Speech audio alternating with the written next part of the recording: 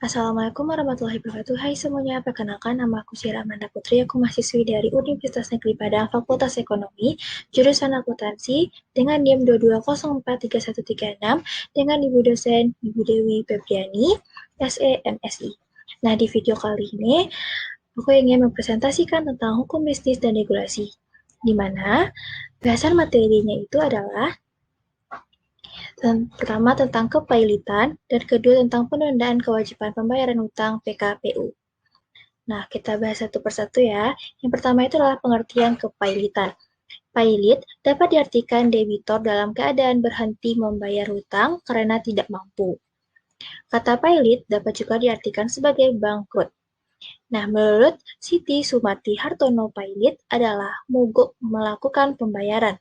Nah, berdasarkan pasal 1 angka 1 Undang-Undang Nomor 37 Tahun 2004 tentang kepailitan dan penundaan kewajiban pembayaran utang UU Kepailitan. Kepailitan adalah sita umum atau semua kekayaan debitur pailit yang pengurusan dan pemberesannya dilakukan oleh kurator di bawah pengawasan hakim pengawas. Nah, selanjutnya itu tentang asas-asas kepailitan. Asas-asas kepailitan itu ada 4 ya. Yang pertama tentang asas keseimbangan undang-undang. Nah, ini tuh mengatur beberapa ketentuan yang merupakan perwujudan dari asas keseimbangan. Kedua, asas keberlangsungan usaha dalam undang-undang ini terdapat ketentuan yang memungkinkan perusahaan debitor yang prospektif tentang dilangsungkan. Yang ketiga, asas keadilan. Ini untuk mencegah terjadinya kesewenang-wenangan pihak penagih yang mengusahakan pembayaran atas tagihan masing-masing terhadap debitor dengan tidak mempedulikan kreditor lainnya. Nah, keempat, asas integrasi dalam undang-undang ini mengandung pengertian bahwa sistem hukum formil dan hukum materialnya merupakan satu kesatuan yang utuh dari sistem hukum perdata acara perdata nasional. Lalu di sini ada juga syarat-syarat yuridis agar suatu debitur dinyatakan pailit. Dari ketentuan dalam pasal 2 UU nomor 37 tahun 2004, di sini ada pertama, adanya debitur yang tidak membayar utang. Kedua, adanya lebih dari satu kreditur. Ketiga, adanya lebih dari satu utang. Keempat, minimal satu utang sudah jatuh tempo. Kelima, minimal satu utang sudah dapat ditagih. Dan terakhir, pernyataan pailit diputus oleh pengadilan niaga.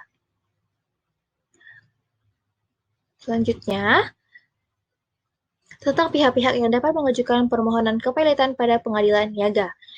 Berdasarkan pasal 2 UU Kepailitan yang baru, yaitu Undang-Undang Nomor 37 Tahun 2004, yang berisikan tentang pertama, debitur sendiri, kedua, seorang atau lebih kreditornya, ketiga, kejaksaan untuk kepentingan umum, keempat, Bank Indonesia atau Bank BI dalam hal debitur merupakan bank.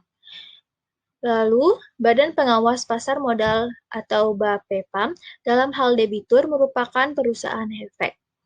Selanjutnya, Menteri Keuangan dalam hal debitur merupakan perusahaan asuransi, perusahaan reasuransi, dana pensiun, atau BUMN yang bergerak di bidang kepentingan publik. Lalu pihak debitur, satu atau lebih kreditur, lalu jaksa untuk kepentingan umum, Bank Indonesia jika debiturnya bank, dan BAPEPAM jika debiturnya bank. Menteri Keuangan jika debiturnya perusahaan asuransi, asuransi reasuransi, dana pensiun, atau BUMN yang bergerak di bidang kepentingan publik. Nah, selanjutnya itu adalah tentang tujuan kepailitan. Tujuan utama kepailitan ini adalah untuk melakukan pembagian antara para kreditur atas kekayaan debitur oleh kurator. Kepailitan dimaksudkan untuk menghindari terjadinya sitaan terpisah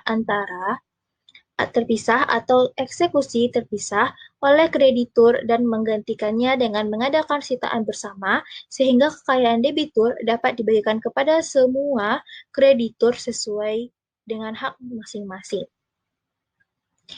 Dan kita masuk ke dasar hukum tentang kepailitan. Ini ada 4. Pertama tentang UU nomor 37 tahun 2004 tentang kepailitan dan penundaan kewajiban pembayaran. Kedua, Undang-Undang Nomor 40 Tahun 2007 tentang Perseroan Terbatas. Ketiga, UU Nomor 4 Tahun 1996 tentang Hak Tanggungan. UU Nomor 42 Tahun 1992 tentang Jaminan Fidusia. Dan keempat adalah pasal-pasal yang terdapat dalam Kitab Undang-Undang Hukum Perdata atau BW, yaitu pasal 1131 sampai 1134. Dan beberapa undang-undang lainnya yang mengatur mengenai BUMN atau UU Nomor 19 Tahun 2003, Pasar Modal atau UU Nomor 8 Tahun 1995, Yayasan, UU Nomor 16 Tahun 2001, dan terakhir adalah Koperasi, Undang-Undang Nomor 25 Tahun 1992. Selanjutnya, tentang pihak yang dapat melakukan permintaan kepailatan. Nah, pihak tersebut ada 4, yaitu kreditur, kejaksaan demi kepentingan umum, Bank Indonesia, dan Badan Pengawas Pasar Modal. Selanjutnya itu tentang perusahaan yang mengalami pilot. Nah, ini adalah contohnya, yaitu tentang kasus pilotnya Televisi Pendidikan Indonesia atau TPI. Lalu selanjutnya ini adalah beberapa pertanyaan, yaitu apa saja hak-hak kreditor terhadap debitor setelah proses likuidasi. Nah, sebelum itu, likuidasi ini adalah semua benda harus dijual di muka umum. Contohnya itu adalah melalui lelang atau tender oleh Balai Lelang Negara. Nah, secara teori, kreditor masih dapat menagih piutangnya jika piutangnya tersebut tidak seluruhnya dibayarkan melalui proses likuidasi. Nah, yang kedua, daftar hal-hal yang kreditor harus ketahui dalam perkara kepailitan. Nah, itu ada 4 ya. Yang pertama, mengetahui Anda jenis kreditor seperti apa. Nah, yang kedua, pastikan Anda mendaftarkan piutang Anda tepat waktu. Selanjutnya, pastikan Anda mendaftarkan piutang Anda dengan benar dan menerima tanda buktinya. Dan terakhir, gunakanlah pengacara. Lalu kita masuk ke bahasan materi yang kedua, yaitu tentang PKPU. Nah, pengertian PKPU ini sendiri menurut pendapat Murnir Fuadi, PKPU adalah suatu periode waktu tertentu yang diberikan oleh undang-undang melalui putusan pengadilan niaga, di mana dalam periode waktu tersebut kepada kreditor dan debitor diberikan kesempatan untuk memusyawarahkan cara-cara pembayaran utang-utangnya dengan memberikan rencana perdamaian atau composition plan terhadap seluruh atau sebagian utangnya itu, termasuk apabila perlu merestrukturasi utangnya tersebut. Dengan demikian, penundaan kewajiban pembayaran utang atau PKPU merupakan semacam moratorium, dalam hal ini legal moratorium. Nah, dasar hukum PKPU.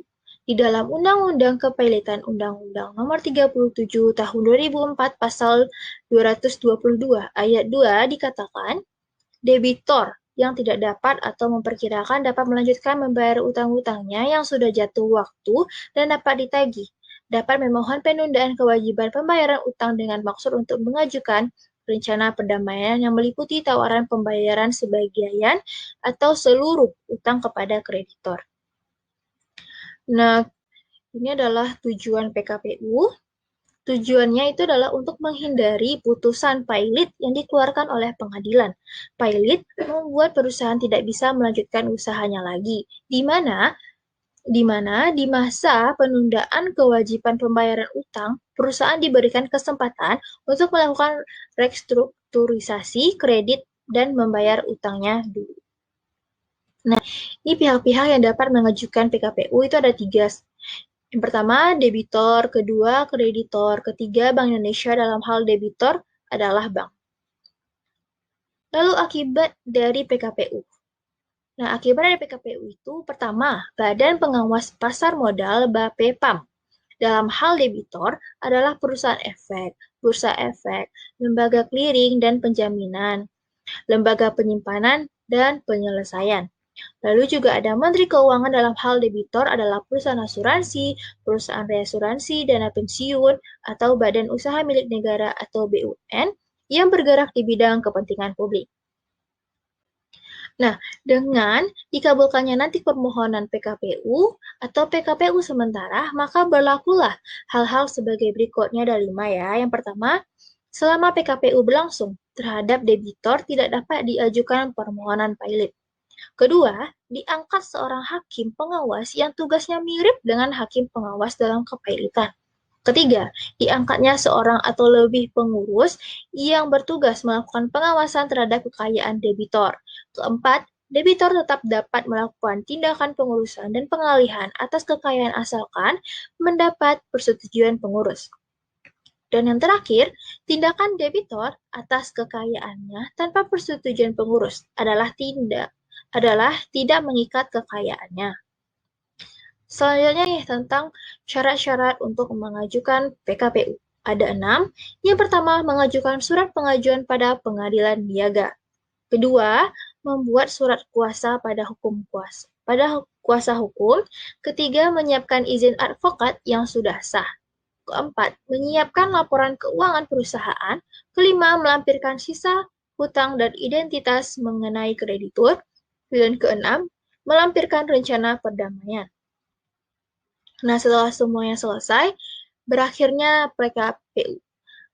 PKPU itu berakhir atas 3, yaitu atas permintaan hakim pengawas, atas permintaan satu atau lebih kreditor, dan atas prakarsa pengadilan niaga.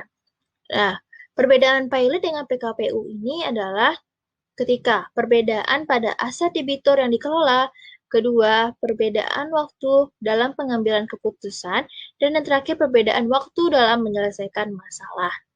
Nah, mungkin presentasinya sampai sini. Terima kasih sudah mendengarkan dan maaf kalau misalnya ada salah kata. Terima kasih. Assalamualaikum warahmatullahi wabarakatuh.